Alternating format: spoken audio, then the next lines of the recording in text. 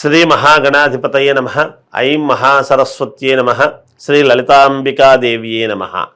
రాశి ఫలాల కార్యక్రమములో భాగంగా ప్రతి మాసము కూడా ఎవరెవరికి ఎలా ఉండబోతుంది ఏమిటి అనేటువంటి విషయాలు మనం ఎప్పటికప్పుడు తెలియజేస్తూ ఉన్నాము. అందరూ కూడా తెలుసుకుంటూ ఉంటారు కూడా.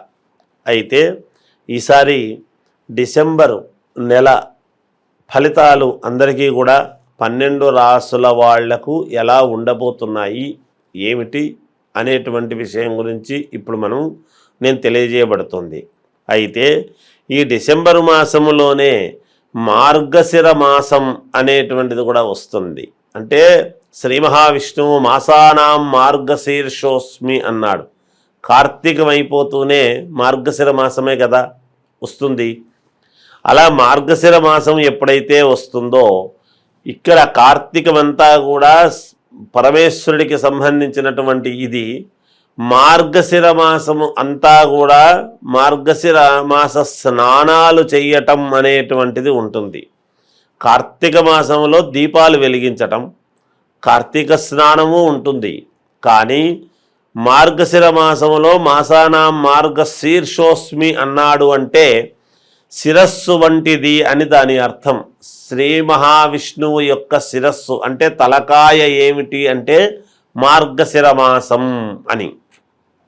అందువలన ఇంకా విష్ణు ఆలయాల వైపు ఈ భక్త మండలి యొక్క బృందం అంతా కూడా మన హిందూ ఇదంతా కూడా ఆ దేవాలయాల వైపు చూస్తూ ఉంటాం.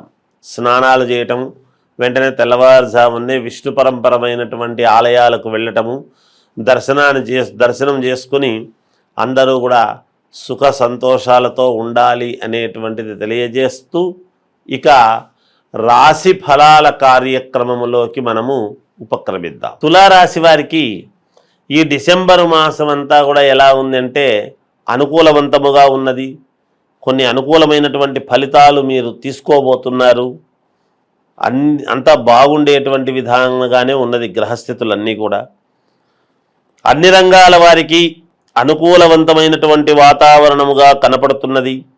ఇంట బయట మీ మాటకు విలువ పెరుగుతుంది. చేపట్టినటువంటి పనులు సకాలములో పూర్తి చేయటానికి కావాల్సినటువంటి విధముగా మీరు ముందుకు అడుగు వేస్తారు.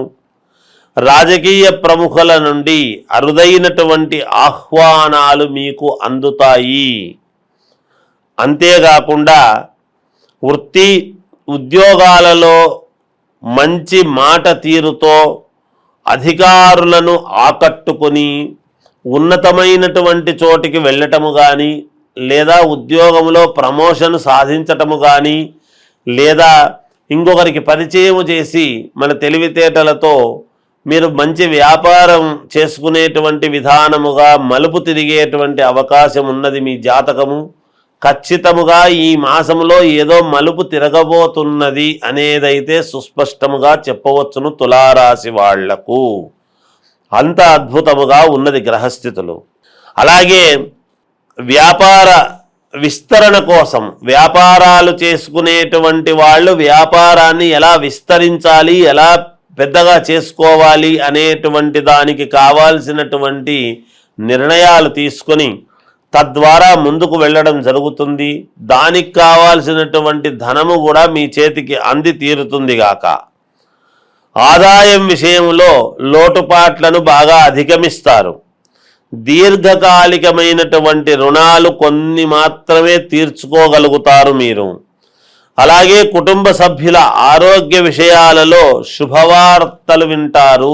మీ కుటుంబంలో ఎవరినైనా అనారోగ్యంతో బాధపడుతున్నారు అంటే తప్పకుండా అది మేలు జరిగి మీకు అనుకూలవంతముగా ఉండబోతున్నది. నూతన వాహన కొనుగోలు చేయటం అనేటువంటిది జరుగుతుంది. ఆ దిశగా ప్రయత్నాలు చేయండి. తప్పకుండా మీరు సఫలీకృతులవుతారు. వాహనము కావాలి అంటే చాలా ఆలోచన చేయాలి కదా, సహజం కదా. ఊరికే అలా అనగానే ఇలా రాదు. ఒక వాహనం కొనుక్కోవాలి అంటే దానికి లోన్లు వస్తాయా లేదా, మనకు సిబిల్ స్కోర్ కరెక్ట్గా ఉందా లేదా, ఇవన్నీ కూడా చూసుకుంటారు. ఎన్ని ఇబ్బందులు ఉండినా ఏదో రకంగా మీరు వాహనం అయితే తీసుకోవటానికి చాలా అనుకూలముగా ఉన్నది. దానికి సంబంధించినటువంటి ప్రయత్నాలు చేయండి. గట్టిగా మేలు జరుగుతుంది. బంధుమిత్రులతో విందు వినోద కార్యక్రమాలలో పాల్గొంటారు. నూతన వస్త్రాలు ఆభరణాలు కొనుక్కోవడము కూడా జరుగుతుంది. ఇంట్లో శుభకార్యాలు చేస్తారు, శుభకార్యాలలో పాల్గొంటారు కూడా. కొత్త వ్యాపారాలు చేయటానికి కావాల్సినటువంటి ఆలోచన మీకు తడుతుంది. తద్వారా ముందుకు వెళ్ళటానికి కావాల్సినటువంటి వాళ్ళని మీరు చూసుకోగలుగుతారు. వాళ్ళు ఎవరో ఒకరు మీకు అందడం చేతికి రావడం అనేది జరుగుతుంది, మీ మనస్సుకు కలుగుతుంది. అలా కలిసి ముందుకు వెళ్ళే విధముగా మీ జీవితము ఉండబోతూ ఉన్నది. ఇంకా మెరుగైనటువంటి ఫలితాలు మేము సాధించుకోవాలి అని అంటే రాసుల ప్రకారముగా అద్భుతముగా ఉన్నది. అయితే ఒక్కొక్కరు ఒక్కొక్క లగ్నములో పుట్టి ఉంటారు కదా, అందరూ ఒకే లగ్నములో పుట్టి ఉండరు కదా. ఆ లగ్నము రీత్యా ఒక్కసారి మీ లగ్నాలు ఏ లగ్నములో పుట్టారు ఏమిటనేది చూసుకొని మీకు అనుకూలమైనటువంటి వ్యక్తుల దగ్గర, మీకు నచ్చిన వాళ్ళ దగ్గరికి వెళ్ళి మీ జాతకాన్ని ఒక్కసారి చూపించుకొని ఏదైనా పరిహారాలు అనేటువంటివి ఉంటే మీరు దాన్ని చేసుకొని ముందుకు వెళ్ళండి. పరిహారాలు అనేటువంటివి వస్తున్న సమస్యలను బట్టి కూడా ఉంటాయి. ఏ సమస్యకు ఎటువంటి పరిష్కారము అనేటువంటిది ఉంటుంది. అందువలన దానికి తగ్గట్టుగా మీరు చూసుకొని ముందుకు వెళ్ళండి, మేలు జరుగుతుంది. జయోస్తు. శ్రీ మహాగణాధిపతయే నమః. ఐం మహాసరస్వత్యే నమః. శ్రీ లలితాంబికాదేవ్యే నమః. ఇప్పుడు కార్తీక మాసంలో అందరూ దీపాలు పెట్టుకోవటం అనేటువంటిది సర్వసాధారణం. ప్రతి వాళ్ళు ఇంటి ముందు దీపాలంకరణ, పూజలు, పరమేశ్వరుడికి అభిషేకాలు అన్నీ చేసుకుని ఉంటారు. ఇంకా మనకు పనులు కావాలి, మనకు ఏవో ఆటంకాలు జరుగుతున్నాయి, అనేక రకాల మన పనులలో ఎటువంటి వ్యాపారాలు చేసుకునేటువంటి వాళ్ళకైనా, ఉద్యోగాలు చేసుకునేటువంటి వాళ్ళకైనా, ఆడపిల్లలకు వివాహము కావాలి అనుకునేటువంటి వాళ్ళు కానీ, మగపిల్లలకు వివాహము కావాలనుకునేటువంటి వాళ్ళకైనా, ఇలా ఒకరొకరికి నేను విదేశాలకు వెళ్ళి చదువుకోవాలి, మేలు జరగాలి, లేదా అనారోగ్యముతో బాధపడుతూ ఉండేటువంటి వాళ్ళకైనా, ఇప్పటి నుంచో దీర్ఘకాలికముగా అనారోగ్యంతో ఉంటున్నాము, డాక్టర్ దగ్గరికి వెళుతున్నాము కానీ ఏమీ లేదంటున్నారు, ఇలా అనేక రకాల కోరికలు, అనేక రకాల ఆలోచనలు ఉంటాయి. ఉద్యోగాలు కావాలనుకునేటువంటి వాళ్ళు, లేదా ఉద్యోగములో ఇది రావాలి అంటే ప్రమోషన్ రావాలి అనుకునేటువంటి వాళ్ళు, భార్యాభర్తల యొక్క సత్సంబంధము, అన్యోన్యత గురించి, సంతానము కావాలి అనుకునేటువంటి వాళ్ళు, ఒక సమస్య కాదు, ఎటువంటి సమస్యలకైనా, ఎటువంటి ఇబ్బందులకైనా ఈ ఇబ్బందులు తొలగిపోవాలి అనుకున్నప్పుడు ఒక్కొక్కసారి కొన్ని సమయాలు మనకు చాలా మహాద్భుతమైనటువంటి సమయాలు వస్తాయి. భగవంతుడు అన్నీ కూడా ఒక్కొక్కసారి మనకు అనుకూలిస్తాడు. ఆ అనుకూలించినప్పుడు గనక దాన్ని మనము పట్టుకోగలిగినాము అంటే మనకు విజయము లభించినట్టే అనేటువంటిది అక్కడ సారాంశము. ఇంతకు నేనేమి చెప్పొస్తున్నాను అంటే, ఈ కార్తీక మాసములో అమావాస్యతో కార్తీక మాసం అయిపోతుంది. ఈ అమావాస్య అనేటువంటిది శనివారము నాడు మధ్యాహ్నము వచ్చి ఆదివారము మధ్యాహ్నము దాకా ఉంటున్నది, ఉదయం 11 గంటల చిల్లర దాకా.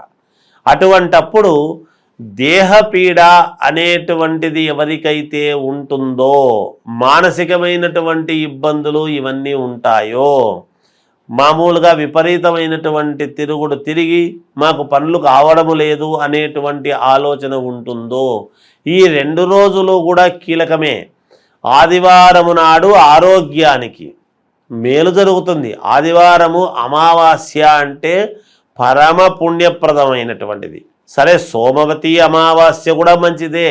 అయితే ఆదివారము అమావాస్య నాడు కానీ శనివారము అమావాస్య నాడు అయినా పర్వాలేదు. ఈ 2 రోజులు చేస్తే మరీ పుణ్యమే. ఏమి చెయ్యాలి అనుకుంటే, ఎవరెవరికైతే ఎంత వయస్సు ఉంటుందో, మీ వయస్సు ఎంతనో ఈ సమయానికి అవి చూసుకోండి. ఆ వయస్సు రీత్యా అన్ని ఒత్తులు తీసుకొని అన్ని ఒత్తులను కూడా కుంకుమతో అద్ది, ఎరుపుతో కుంకుమలో అద్ది, ఆ అన్ని ఒత్తులు కూడా ఒకటిగా చేసి ఆవు నెయ్యితో దీపారాధన అనేటువంటిది చెయ్యండి.